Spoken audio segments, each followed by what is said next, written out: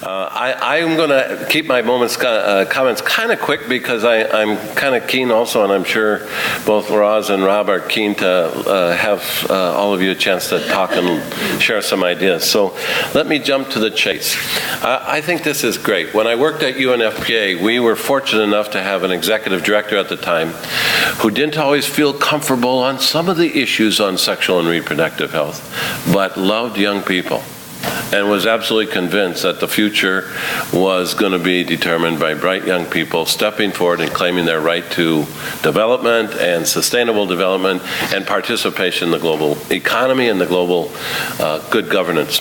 And that's exactly what's happened here. When we started all of this kind of stuff, and I look at how it's moving and going forward, and you're blowing as strong as the wind. I mean, it's going all over the world. It's like no one can stop that. And it's like the wind, it just blows where it goes, and we have young people all over the world taking on incredible leadership. So I just really applaud you, and I want to, for what it's worth, I'd like to offer 3 ideas for the post-2015 development. It goes without saying, it's just mere arithmetic. Rob, who is a very dear friend, and Roz, another very dear friend. For us, the post-2015 development agenda is very important, but you know what? It's your development agenda. It's the young people's development agenda. It's the world that you will live in. It's the world that we will live in too, hopefully, if we continue to enjoy good health.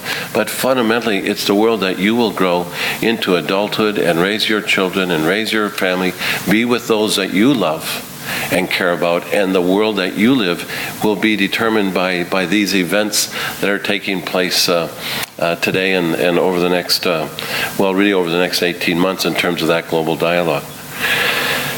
So what are my recipe for success? I'm going to begin right where Rob left off and where you have already clearly identified as a key ingredient for success: love. I've got a bunch of academic degrees, not as many as Rob or perhaps as Roz, but I tell you, in my public health training and in my international tropical health work, we learned a lot about epidemiology. We learned a lot about fancy words. A lot of times they come in 3, like sustainable national development, all those kind of things. But in fact, the most important word is love. It's love. And I think, years ago, it was 1981, I was working on refugees, working with Vietnamese boat people, Khmers, and Lao, Highland, Lowland Lao, in Thailand. And part of the situation in 1981 is we had hundreds of thousands of Vietnamese boat people arriving in southern Thailand by escaping out of Vietnam and going by boat into southern Thailand. And in southern Thailand, a lot of times, in that journey, a lot of the times women were raped, a lot of times men and women and children were burned to death and beaten up by pirates in the sea. And when they arrived in southern Thailand, a lot of times they were on the edge of life.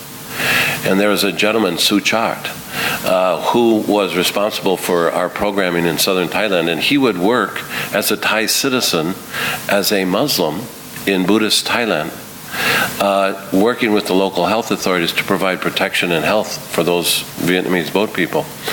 And I asked Suchart one time, because he would get up at all times of the day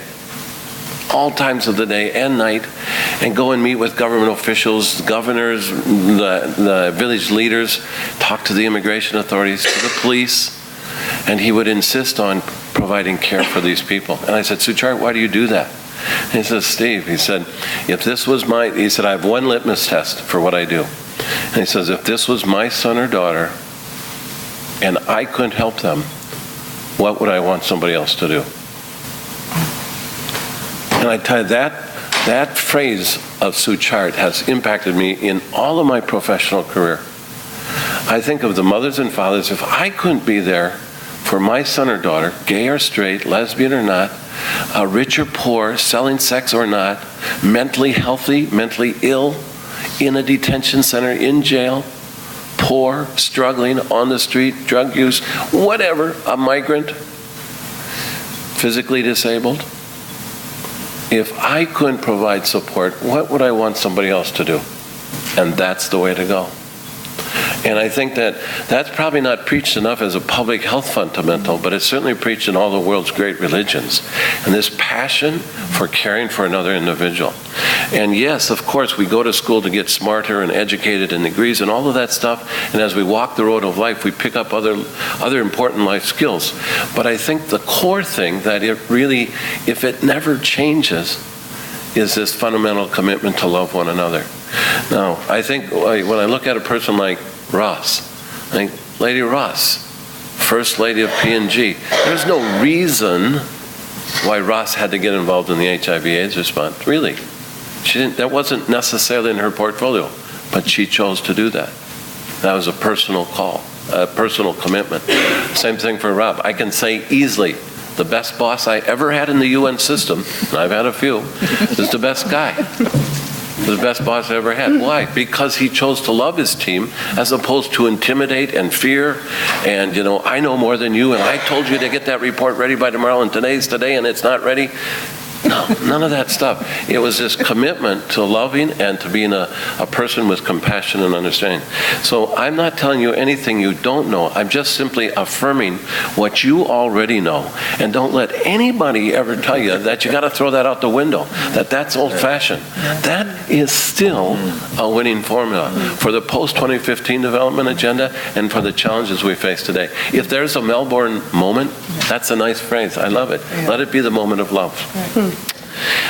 Second point, I think it's so important that as we walk the road of life as lovers, we are always willing to take a risk. I think when you love, then at any moment it can be an easy event, but at any moment it can be really dangerous and risky. And it can put you at the edge of like saying, I'll keep loving, but I think I'll just take a time out here. I think I'll put it on hold until tomorrow morning and come back to it when it's a little bit cooled down. I mean, when you see injustices, when you see opportunities that aren't being met, when people have the right to health, when they have the right of agency, the right to participate, the right to benefit from social progress and technical advances, scientific advances, the right to education, and you see those rights aren't being met, it's a risky adventure. In some of our countries, in some of our local communities, it's a bit of a risk, and in some places, it's actually a death threat. And we've heard about those events this week. We heard that from Chief Justice Kirby on Sunday night about people who have literally died because they loved and they choose to take a risk. Others of us have had the opportunity to take a risk, and sometimes that's meant changing our employment. Sometimes that's meant having voters not being real popular with the Premier's office. Sometimes that's meant for a Minister of Health to speak up. But it's also, I'm sure, it has also meant that sometimes maybe your parents, sometimes the people that you work with say, wow, this is getting a little too far. It's going farther than I want. But we have this opportunity to love and then to take the risk. And I love that. Then the final point, love, risk, and I think the third is the courage to keep doing it. Keep loving and keep taking risks requires courage.